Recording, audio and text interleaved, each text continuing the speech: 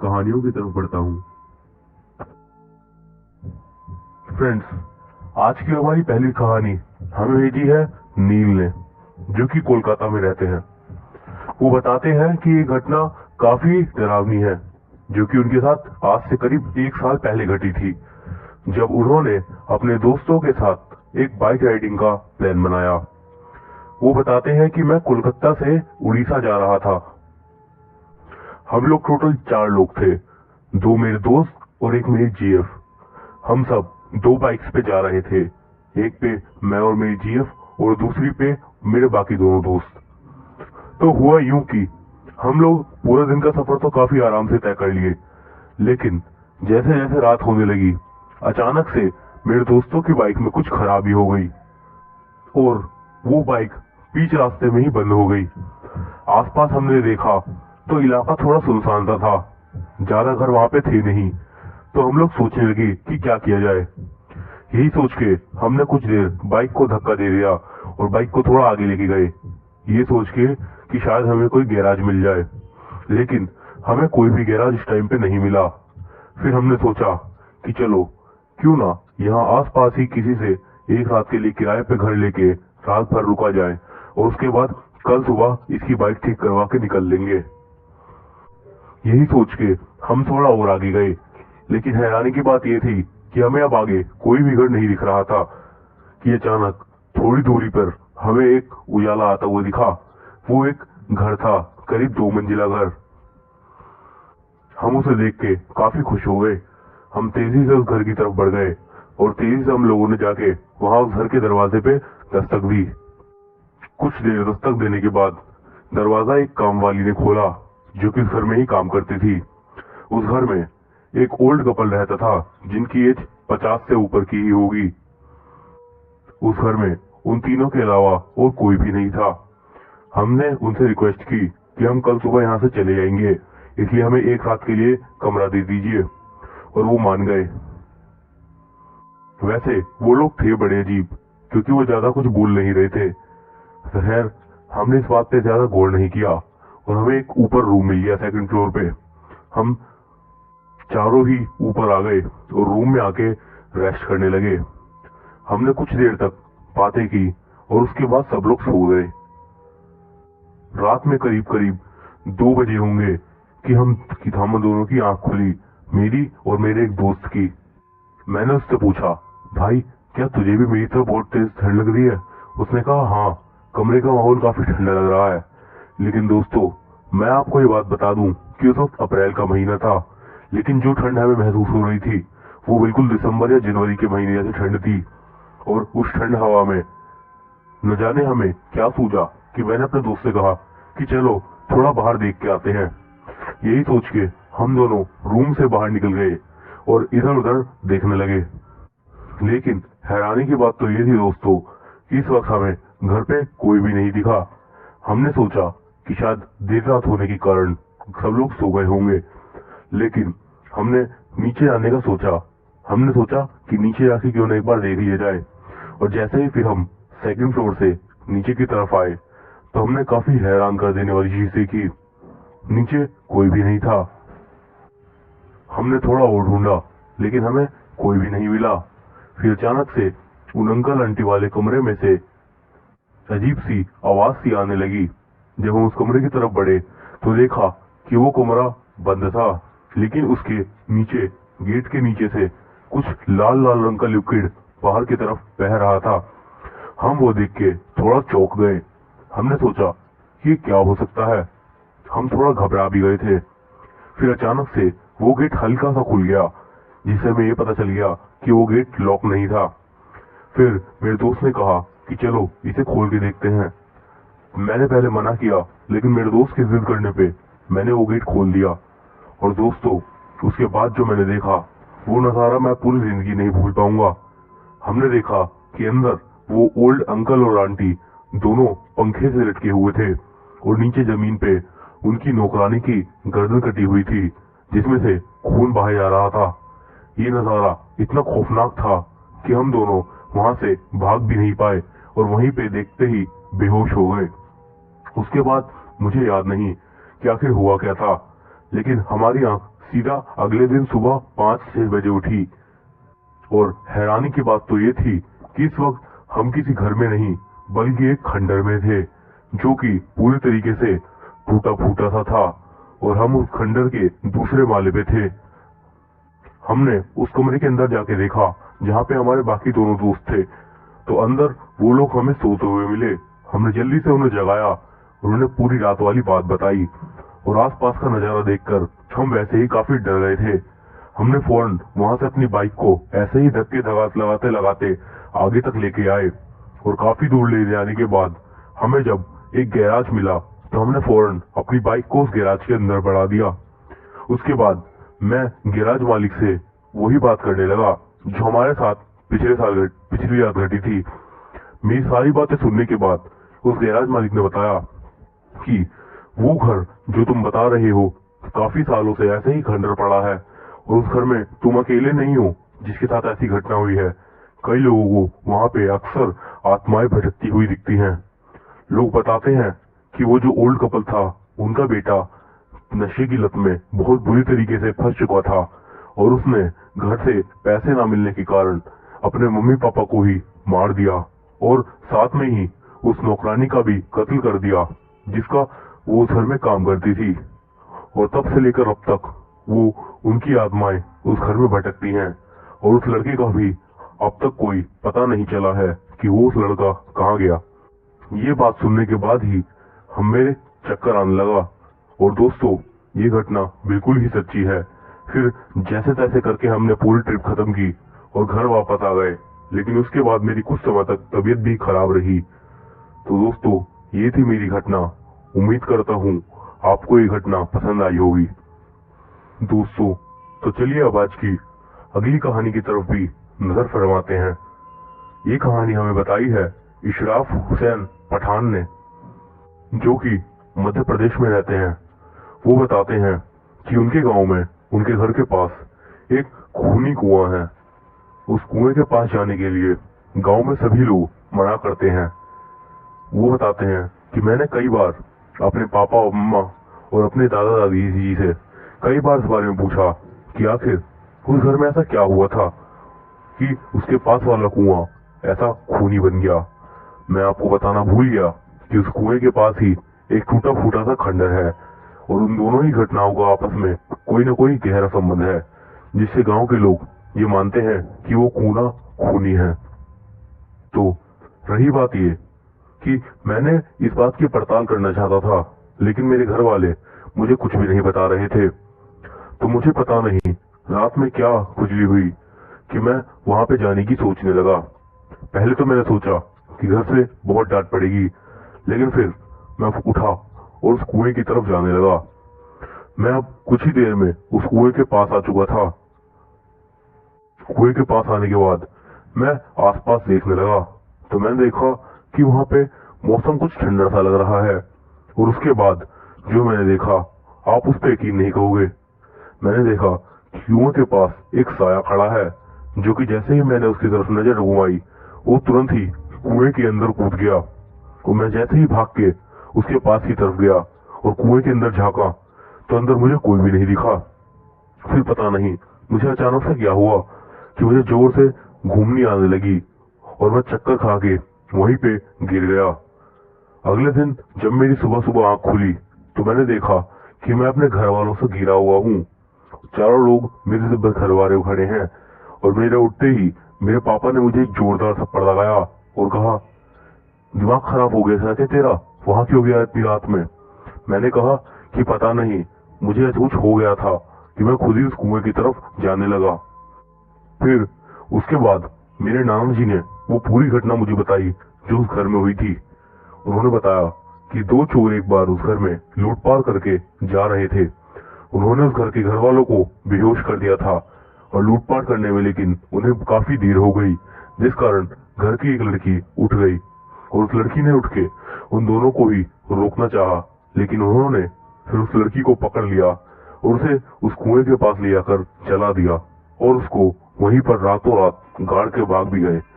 ये घटना जब ही घटी, कुछ दिनों बाद ही वो पूरा परिवार भी तबाह हो गया, और उसके बाद से उस लड़की का साया अक्सर उस कुएं के पास देखा जाता है और यही माना जाता है कि उसने ही अपने घर वालों को मार दिया। और वो तो भगवान का शुक्र है कि जब तू रात में बाहर जा रहा था तो मेरी नींद खुल गई और मैंने तुझे जाते हुए देख लिया और वहां से तुझे उठा के ले आया, वरना पता नहीं तेरा क्या होता। ये सुनते ही मेरी मम्मी मुझसे गले से लिपट कर रोने लगी। उसके बाद एक पंडित जी को भी घर पे बुलाया गया, जिससे एक हवन करवाया गया। दोस्तों, हमारी आज की अगली कहानी हमें भेजी है हमारे सब्सक्राइबर शिवम ने। वो बताते हैं कि मेरा नाम शिवम है और मैं दिल्ली से हूँ। ये बात कुछ ही दिनों पहले की है। मैं सर्वे का जॉब करता हूँ CSC में, जिसमें हमको घर घर जाके लोगों से कुछ सवाल पूछने होते हैं। उस दिन मेरा ब्लॉक 18 था और जगह थी दिलशाद गार्डन। वहाँ आपको पता ही है कि फ्लैट्स बहुत ज्यादा हैं। मैं रोज की तरह उस दिन के एक के बाद एक घर पर जाके सवाल पूछ रहा था लोगों से, तो मुझे एक बिल्डिंग दिखी जिसमें मुझे अब जाना था। मैं वहां पहुंचा और पहले बेल बजाई, लेकिन कोई रिस्पॉन्स नहीं आया। वो एक फ्लैट था। मैंने सब बेल बजा दी, लेकिन कोई भी नहीं आया, तो मैं गेट खोलकर अंदर ही चला गया। वहां पे वो घर का गेट खुला ही हुआ था। मैंने जैसे ही अंदर घुसा तो वहां पर सब सामान धूल जमी हुई थी, जैसे कि कोई रहता ही ना हो। मेरा तो काम था, इसलिए मैं ऊपर की तरफ और चला गया। जब मैंने ऊपर वाले फ्लोर की बेल बजाई तब भी वहां पे कोई नहीं आया, और फिर और ऊपर गया तो कोई बेल बजाई नहीं, लेकिन तब भी कोई नहीं आया। यही सब करके मैं तीसरे फ्लोर पे आखिरकार पहुंच गया। तीसरे फ्लोर पे भी मैंने जब एक घर में बेल बजाई तो इस बार मुझे किसी लेडीज की आवाज आई कि अंदर आ जाओ। मैंने बोला मैम आपको बाहर आना होगा, हम अंदर नहीं आ सकते। लेकिन फिर उसके बाद कोई रिप्लाई नहीं आया। मैंने थोड़ा इंतजार किया, लेकिन कोई रिस्पॉन्स नहीं आया। तो मैं डोर थोड़ा नॉक किया तो देखा डोर तो ओपन था और वो पूरा खुल गया। मैं मैम मैम करता हुआ अंदर चला गया। वहां देखा तो वो फ्लैट बिल्कुल खाली था, कुछ भी नहीं था वहां पे, जैसे कोई रहता ही ना हो। मैंने इधर उधर देखा, वहां कोई भी नहीं था। फिर एकदम से मुझे गेट बंद होने की आवाज आई। मैं भागा, देखा तो गेट बंद हो गया था। मैंने खूब खोलने की कोशिश की, लेकिन वो दरवाजा फिर भी नहीं खुला। मैंने अपने सुपरवाइजर को अपनी लोकेशन भेजी और लिखा कि जल्दी आ जाओ यहाँ पे। फिर वहां की लाइट्स भी ऑफ हो गई, लेकिन दिन था फिर भी इतना अंधेरा हो गया रूम में कि मुझे विंडोज के पास लगा हुआ पर्दा भी सही से दिख नहीं पा रहा था। और मैं फिर भी जैसे तैसे वहां तक पहुंचा और वहां से हेल्प हेल्प चिल्ला रहा था। नीचे सब थे, लेकिन खिड़की बंद होने के कारण कोई मुझे सुन नहीं पा रहा था। मेरे तो मन में अब एक ही आवाज आई थी कि मैं इस खिड़की से कूद जाऊं, लेकिन फिर से आवाज आई इधर आओ। मैंने उस तरफ देखा तो वहां पे एक लंबी सी औरत घूंघट करे मेरी तरफ ही देख रही थी। वो धीरे धीरे मेरे पास आने लगी। मैं उसे देखकर बहुत ही ज्यादा घबरा गया और तेजी से भागते हुए दरवाजे के पास आ गया और दरवाजे में इस बार मैं जोर जोर से लात मारने लगा। काफी देर तक लात मारने के बाद भगवान की कृपा से वो गेट टूट ही गया और मैं वहां से नीचे की तरफ आके तेजी से भागा। और लेकिन मैं इतनी बिना होश में भागा कि मैं पहली मंजिल पे आने के बाद सीधा नीचे गिर गया, क्योंकि वहां पे टेरिस की जो रेलिंग थी वो काफी छोटी थी। और जैसे ही मैं नीचे गिरा मेरे आसपास भीड़ इकट्ठी हो गई। लोग मुझसे पूछने लगे कि आखिर क्या हुआ, लेकिन तब तक मेरे एक हाथ की हड्डी टूट गई थी, क्योंकि मैं बहुत दूर से गिरा था। इतने में मेरा सुपरवाइजर भी आ गया। फिर मैंने उनको सब कुछ बता दिया। तब भी भीड़ में खड़ा हुआ एक आदमी उससे बोला कि भैया ये बिल्डिंग तो है ही मनहूस, यहाँ कोई नहीं रहता काफी टाइम से, और तुम ऊपर भी चले गए, ये तो होना ही था। फिर उस आदमी ने उस पर ताला मार दिया और उस दिन के बाद मैं जब भी बेल बजाता अंदर जाता हूँ, कोई आया तो पूछ लिया, वरना ब्लॉक। तो दोस्तों, चलिए अब आज की आखिरी कहानी की तरफ भी गौर फरमाते हैं। ये कहानी हमें बताई है विशाल सुमन जी ने। ये कहानी एक बाहर की लैंग्वेज में लिखी हुई थी, जो कि उन्होंने ट्रांसलेट करके हमें तक पहुंचाई है। तो चलिए अब मैं उस कहानी को बताता हूँ। ये बिल्कुल सच्ची डरावनी घटना है। मेरा नाम हैरी है। मैं अमेरिका के कैलिफोर्निया के एक छोटे से गांव सेंट्रल ईलैंड फार्मलैंड में रहता हूँ। यह कहानी तब की है जब हमारे खेतों में बाजरे की फसल लगी थी। बाजरे की फसल के समय हमेशा किसान लोग खेतों में ही रहा करते थे, क्योंकि खेतों में बाजरे के अलावा सोयाबीन, मक्का और मूंगफली की फसल भी होती थी। और गांव के खेतों में जंगली सुअरों और जंगली हिरणों का बहुत आतंक था। यह जंगली जानवर फसलों को अक्सर बर्बाद कर दिया करते थे। खेत की रखवाली के लिए अक्सर मेरे फादर ही जाया करते थे। एक बार उन्हें गांव के बाहर दूसरे गांव जाना था और उस गांव से वह केवल अगले दिन ही वापस आ सकते थे, क्योंकि वह गांव हमारे गांव से बहुत ही दूर था। तो उन्होंने मुझसे कहा कि आज तुम्हें खेत पर रुकना है और खेत की रखवाली करनी होगी। मुझे इस चीज से काफी नफरत थी। रात को खेत में रखवाली करना, ऐसा भी नहीं था कि मैं कभी खेत पर नहीं रहता था। मैं खेत में केवल अक्सर दिन के समय ही जाता था। मुझे रात में थोड़ा डर लगता था और खैर मुझे जाना तो था ही वहां पे। मैं शाम को ही खेत में चला गया और शायद जो लोग गांव में रहे हों उनको पता हो कि गांव में अक्सर खेतों के बीच में 4 डंडे गाड़कर उन 4 डंडों पर एक छत का निर्माण कर दिया जाता है। हमारे यहाँ इसे डोम कहते हैं, जिन पर से आप पूरे खेत पर नजर रख सकते हैं तथा उस पर आराम कर सकते हैं। वैसे तो गांव के और भी लोग भी खेतों में रात में रखवाली का काम करते हैं, लेकिन हमारा खेत गांव से ही कुछ हटके है। हमारा खेत गांव से काफी दूर था और लेकिन हमारा खेत काफी बड़ा भी था, जिस कारण से खेतों के बीच में होने पर भी खेत से बाहर निकलने में ही 10 मिनट लग जाते थे। मेरे खेत के आसपास बहुत सारे कोस्टोक, वेस्टर्न जूनिपर और लिम्बर्ड पाइन के पेड़ लगे थे। रात के समय तेज हवा चलती और चांद की रोशनी होने पर वह पेड़ मानो ऐसे लगते जैसे कोई बड़ा सा राक्षस नींद से उठकर खड़ा हो गया हो। मेरा खेत का कुआं उन्हीं पेड़ों के पास था, जिस कारण से मुझे और अधिक डर लग रहा था। इस कारण मैंने रात होने से पहले ही अपने पीने का पानी भर के ले आया था। मैंने अपने पास एक बड़ा सा लकड़ी का डंडा रख लिया था ताकि उससे अपनी सुरक्षा की जा सके। रात का समय हो गया था। उस दिन आसमान काफी साफ था, चांद की रोशनी भी थी, जिससे आसमान ठीक ठीक देखा जा सकता था। मैंने अपने ऊपर एक चद्दर ओढ़ ली। मौसम ठंडा था और मुझे थोड़ी ठंड लग रही थी, पर मैं सोया नहीं था। मैं जाग रहा था और मैं आसमान को देख रहा था। थोड़ी देर बाद तेज हवाएं चलने लगी। आसमान के बड़े बड़े लिम्बर पाइन और कोस्टोक ट्री के पेड़ साए की आवाज करते हुए हिल रहे थे। चांद की रोशनी में ऐसे प्रतीत हो रहे थे कि जैसे कोई बड़ा सा राक्षस जिसकी तोंद बाहर निकली हुई हो और जिसके हाथ में एक बड़ा सा कांटेदार भाला हो, वह बहुत प्रयास करने के लिए बावजूद मेरी ओर बढ़ नहीं पा रहा हो। मैं बस यही सब सोचकर अपना समय गुजार रहा था। मुझे डर भी लग रहा था, पर इतना भी नहीं कि मैं डर के अपने घर ही वापस भाग जाऊं। बाजरे की फसल बड़ी हो चुकी थी। बाजरे की फसल इतनी बड़ी थी कि खेत के अंदर और होने पर बाहर का देख पाना संभव नहीं था।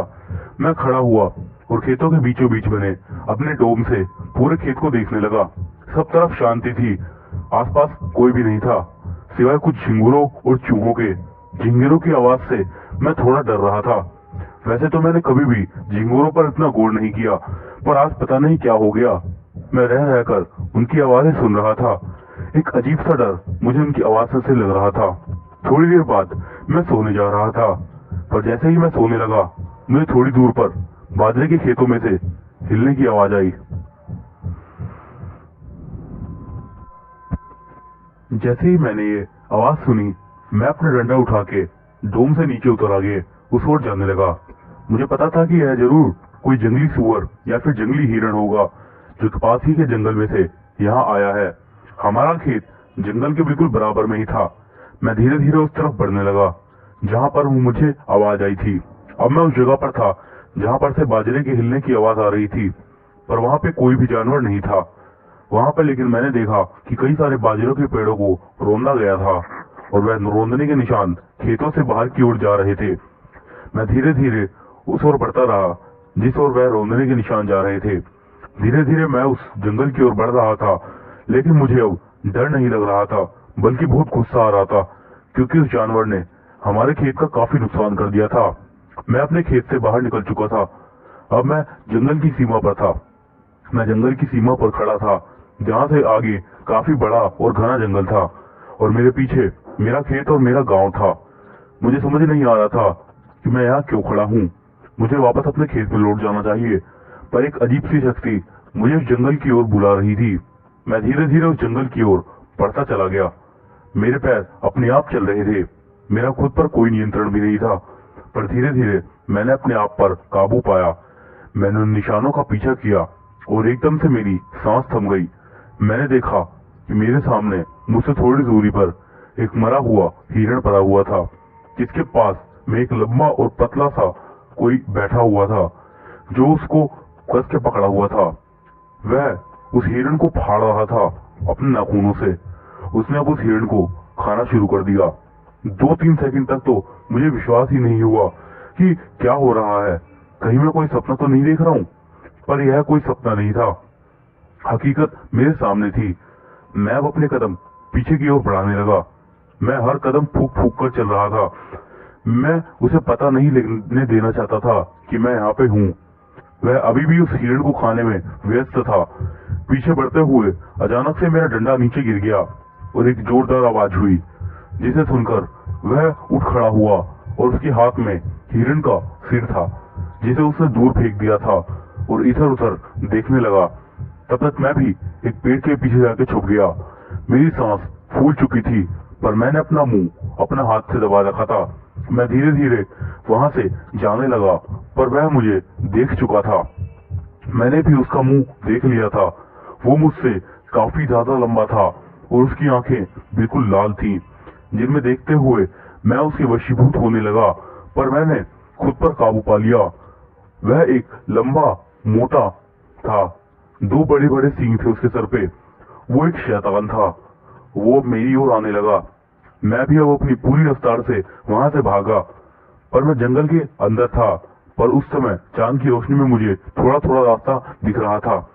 वह शैतान अचानक से अब घुर्राने लगा और उसकी गुर्राहट ने पूरे जंगल को हिला कर रख दिया। वह भी मेरी तरफ तेजी से बढ़ रहा था, पर मेरी किस्मत अच्छी थी। मैं जंगल से बाहर आ गया, पर वह अभी भी मेरे पीछे ही था। मैं वो तेजी से भागते भागते हुए 2 लोगों से टकरा गया। वो थे मेरे अंकल ब्रायन और निकोलस। वह मेरे फादर के काफी अच्छे दोस्त थे और उनका खेत हमारे खेत से ज्यादा दूरी पर नहीं था। उन्होंने कहा कि तेरे पापा ने हमसे कहा था कि रात में तुझे और तेरे खेत को देख आए, पर तू इतना हाफ क्यों रहा है और तू कहां से भाग कर आ रहा है। मैंने पीछे मुड़कर देखा, वहां पे लेकिन अब कोई भी नहीं था। वह कहीं गायब हो गया था। मैंने उन्हें सारी बातें बताई और मैंने उन्हें वह जगह भी बताई जहां बाजरों के रोंदे जाने के निशान थे। सुबह होने पर मैं उन्हें उस जगह ले गया जहां पिछली रात मैंने उस शैतान को देखा था। वहां पर हिरण का मरा हुआ शरीर पड़ा हुआ था। गांव वालों ने मुझसे कहा कि देखो, शायद वह कोई जंगली जानवर था या भेड़िया होगा जिसने इस हिरण को मार दिया। तुम्हें रात में उस जानवर को देखा होगा। मैं जानता था कि वह लोग मेरी बात पर विश्वास नहीं करेंगे, लेकिन जो मैंने देखा था वो एकदम सही था। सभी गांव वाले वहां से जाने लगे। मैं भी उनके पीछे गांव वापस जा रहा था। वह लोग मुझसे थोड़ा आगे निकल गए थे। मुझे तभी एक हल्की सी हवा का झोंका छूकर निकल गया। उस झोंके में मैंने उसी रात वाले डर का अनुभव कर लिया। मैं तेजी से भागकर गांव वालों के साथ शामिल हो गया। मुझे नहीं पता वो कौन था और वो कहाँ चला गया, पर वो चाहता था तो मुझे बड़ी आसानी से मार सकता था या नुकसान पहुंचा सकता था, पर उसने ऐसा नहीं किया। शायद वो बस मुझे डरा के उस जंगल से दूर रखना चाहता था। शायद उसे जंगल में लोगों का दखल देना पसंद नहीं था। मैं आज तक नहीं जान पाया कि वो था क्या। अगर आपको कुछ पता हो तो प्लीज मुझे कमेंट के जरिए इस वीडियो के नीचे जरूर बताएं।